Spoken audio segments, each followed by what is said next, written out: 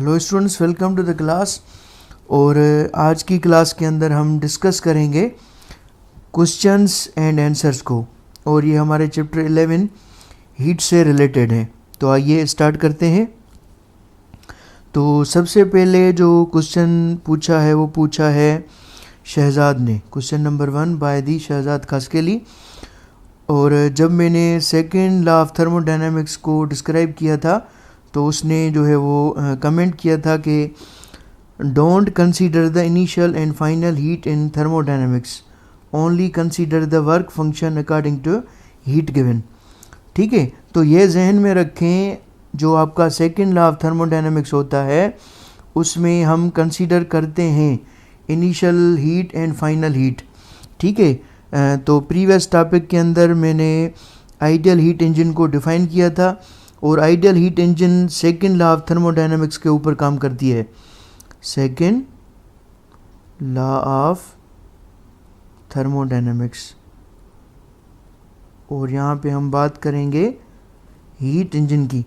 तो आपकी जो हीट इंजन होती है, पहले आप उसको हीट जो है वो ट्रांसफ़र करते हैं, उसको आप शो करते हैं Q1 से, और इसी तरीके से आपकी हीट इंजन जो है वो वर्क परफॉर्म करती है in the form of delta W।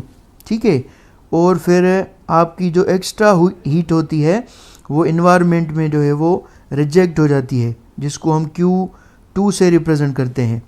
तो इसी तरीके से जो आपका डेल्टा Q का डिफरेंस होता है वो इक्वल हो जाता है Q1 माइनस Q2, और यहाँ पे जो आपका वर्क डन होता है that is only because of the difference of heat, और ये इक्वल होता है Q1 माइनस Q2।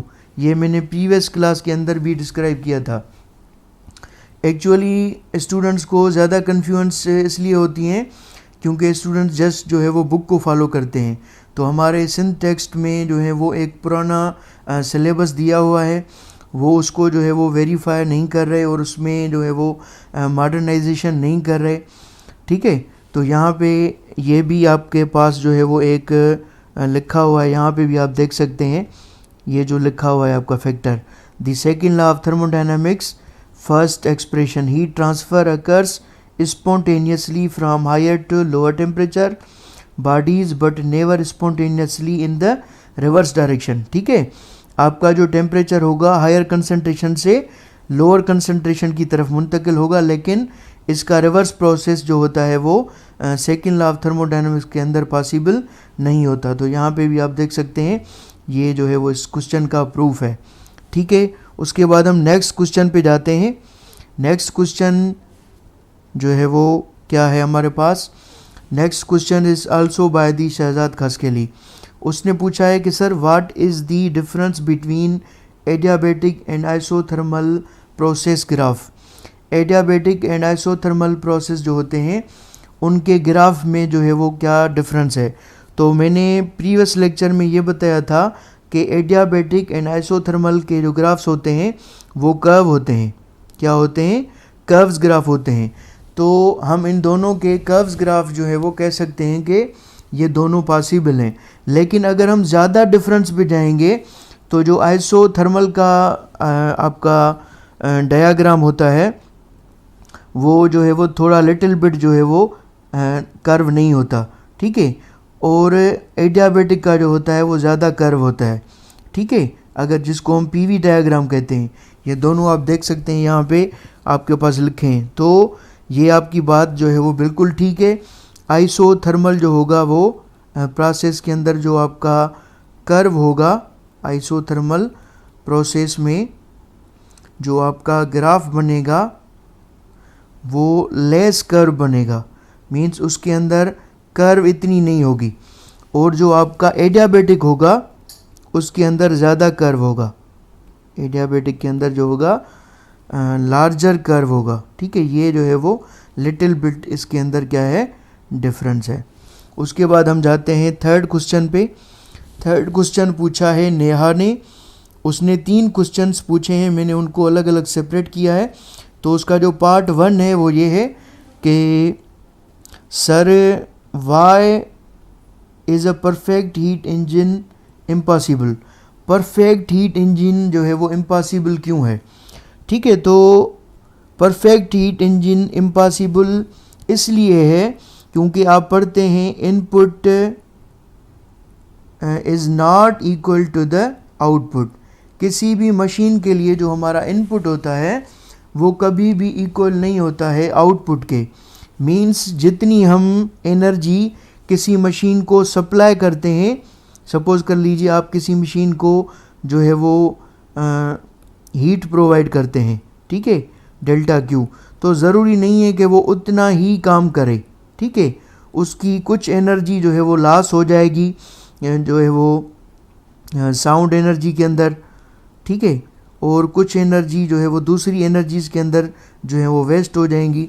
तो इसीलिए कोई भी मशीन जो होती है उसकी इफ़िशेंसी, जिसको हम इफ़िशेंसी के अंदर बोलते हैं, वो कभी भी 100% नहीं होती, क्योंकि दूसरी एनर्जीज़ के अंदर भी क्या होते हैं, लॉसेस होते हैं। तो इसीलिए ये सिर्फ एक कॉन्सेप्ट होता है परफेक्ट इंजन का, लेकिन परफेक्ट इंजन जो है वो हम नहीं बना सकते। It is only a myth, ये सिर्फ एक कॉन्सेप्ट है, ठीक है, जो पढ़ा जाता है, लेकिन आज तक कोई परफेक्ट मशीन नहीं बनाई गई। हमारे पास जो मशीन्स होती हैं वो कौन सी मशीन्स होती हैं, उनको हम कौन सी मशीन कहते हैं, उनको हम कहते हैं रियल मशीन्स। जो हम मशीन्स यूज़ करते हैं हम अपनी डेली लाइफ के अंदर, उनको हम कहते हैं रियल मशीन्स। ठीक है, उसके बाद आपके सेकंड पार्ट जो आपने पूछा है उसके क्वेश्चन पे आते हैं, that is which engine is most efficient. ठीक है, ऐसी कौन सी इंजन है जो ज़्यादा इफ़िशेंट होती है। ठीक है, तो अगर हम आइडियल इंजन के हवाले से बात करें तो आइडियल इंजन में जो है, क्योंकि आइडियल इंजन में ज़्यादा एफिशिएंसी होती है, 100% होती है, तो हम यहाँ पे डिस्कस कर रहे थे कार्नाट हीट इंजन। तो कार्नाट हीट इंजन की जो है वो सबसे ज़्यादा एफिशिएंसी होती है। ठीक है, और अगर हम रियल हीट इंजन्स की बात करें, रियल इंजन्स की या रियल मशीन्स की, तो ये समझ लीजिए आपको कैसे पता चलेगा कि कौन सी मशीन जो है वो ज़्यादा इफ़िशेंट है। ठीक है, तो ये जहन में रखें कि जिसकी आउटपुट रेशो होगी, आपको पता है कि हम जो इफ़िशेंसी का फार्मूला होता है, जिसका आउटपुट वैल्यू जो है वो ग्रेटर होता है as compare to input value, लेकिन ये पॉसिबल नहीं होता, लेकिन आप इस कॉन्सेप्ट को समझ सकते हैं। जो मशीन आपको ज़्यादा आउटपुट दे एज़ कंपेयर टू जो आपने इनपुट, या बैलेंस हो, ठीक है, अगर ये इनपुट इक्वल है आउटपुट के, तो वो आपकी ज़्यादा इफ़िशेंट मशीन होगी। उसके बाद आते हैं थर्ड नंबर पे, why heat engines are hard. Heat engines आपकी हार्ड इसलिए होती हैं क्योंकि उनके अंदर फ्यूल डलता है। ठीक है, आपकी मोटर बाइक है, कार है, ये भी आपकी एक किस्म की जो है वो हीट इंजन्स हैं। ठीक है, इसके अंदर हम रेडिएटर यूज़ करते हैं ताकि वो उनको कूल कर सके। तो हीट इंजन्स हमेशा गर्म होती हैं। ठीक है, फिर हम उनको जो है वो कूलेंट लगा के, रेडिएटर्स लगा के उनको क्या करते हैं, कूल करते हैं, जिनसे उनकी इफ़िशेंसी जो लेवल होती है वो जो होती है इंक्रीज़ हो जाती है। लेकिन आज तक कोई भी ऐसी मशीन नहीं है जो वर्क परफॉर्म करे और वो हीट अप ना हो। ठीक है, ये पॉसिबल नहीं है। उसके बाद आते हैं क्वेश्चन नंबर 4 पे। महबूब अली ने जो है वो ये क्वेश्चन पूछा है कि sir spontaneous and non spontaneous reaction में क्या डिफरेंस है। Spontaneous and non spontaneous reaction में क्या डिफरेंस है। तो मैं आपको यहाँ पे 2 एग्जांपल्स देता हूँ। एक्चुअली ये टॉपिक रिलेटेड है केमिस्ट्री से, लेकिन मैं आपको थोड़े बहुत एग्जांपल देता हूँ जिससे आप स्पॉन्टेनियस एंड नॉन स्पॉन्टेनियस में जो है वो डिफरेंस का पता लगा सकते हैं। तो पहले बात करते हैं स्पॉन्टेनियस की।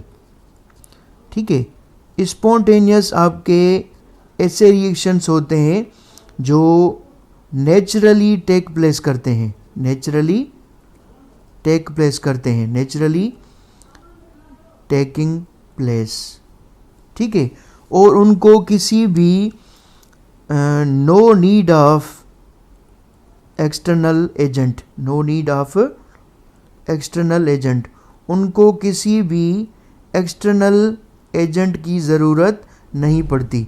एक्सटर्नल एजेंट का मतलब यहाँ पे है, आप ये ले सकते हैं कि एक्सटर्नल एनर्जी की उनको ज़रूरत नहीं पड़ती। मीन्स रिएक्शन करने के लिए उनको एक्स्ट्रा रिएक्शन की ज़रूरत नहीं पड़ती। उसका एग्जांपल लेते हैं, जैसे आप पढ़ते हैं केमिस्ट्री के अंदर रस्टिंग प्रोसेस जो होता है, ठीक है।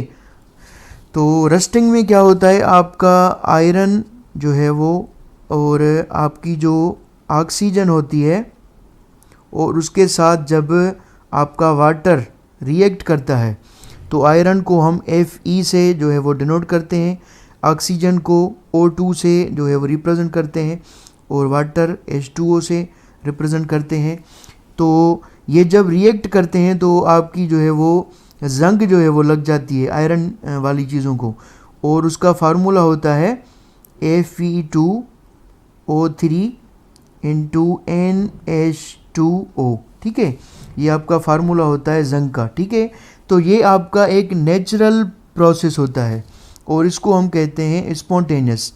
लेकिन ये प्रोसेस क्या होता है, बहुत ही जो है वो स्लो होता है, ठीक है। लेकिन ये होता क्या है, स्पॉन्टेनियस, ठीक है।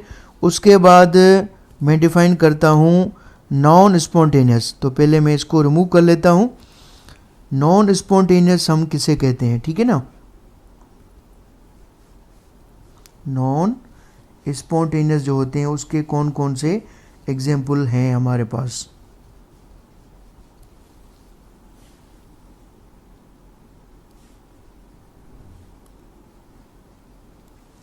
क्योंकि नेक्स्ट स्लाइड मैंने नहीं बनाई थी तो यहाँ पे जगह कम थी, मैं इसी को ही रिमूव करके जो है वो आपको नॉन स्पॉन्टेनियस के बारे में बता रहा हूँ, ठीक है। तो नॉन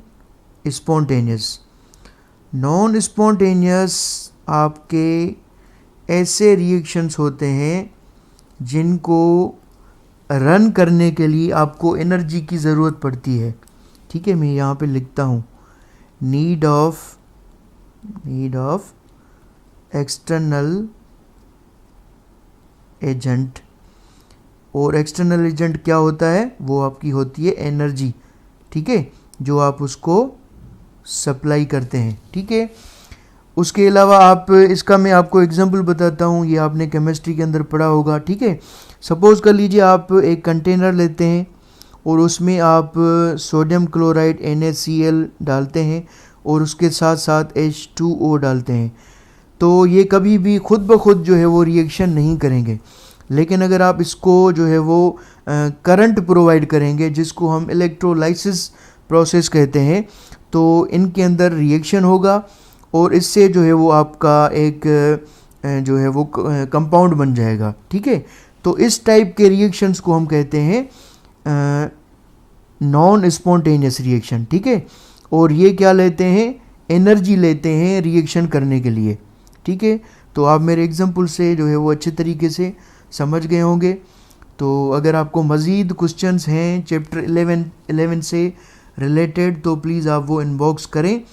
और मैं आपको एक और चीज़ बता दूं कि आप अपने बुक की रीडिंग करें, लेकिन उसके साथ साथ अगर आपके पास पंजाब टेक्स्ट का बुक अवेलेबल है तो उसकी भी रीडिंग जो है वो लाजमी करें, क्योंकि उसमें भी जो है वो अच्छे तरीके से हर चीज़ की जो है वो रिप्रेजेंटेशन दी गई है।